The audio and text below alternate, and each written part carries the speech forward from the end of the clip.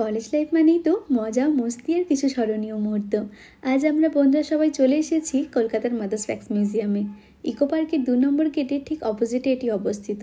প্রথমে গিয়েই আমরা টিকিট কেটে নিলাম।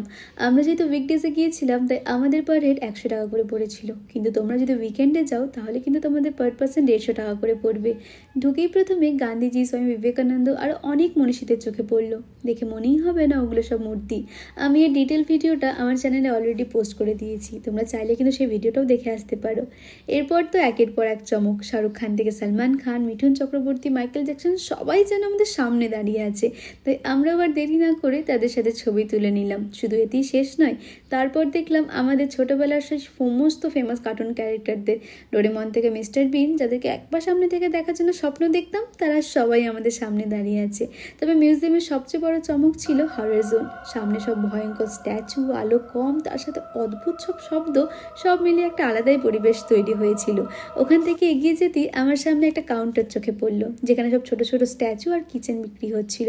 তাই আমরাও আমাদের পছন্দ মতো সব জিনিস কিনে ওখান থেকে বেরিয়ে চলে গেলাম KFC-তে।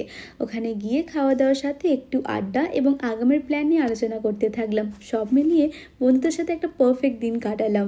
তোমরা যারা এখনও মাদার্স ওয়াক্স মিউজিয়ামে যাওনি তারা কিন্তু অবশ্যই একবার ঘুরে আসতে পারো। আর হ্যাঁ, আমার এই ভিডিওটা কেমন লাগলো অবশ্যই কিন্তু কমেন্ট করে জানিও। দেখা হচ্ছে পরের মিনি ব্লগে।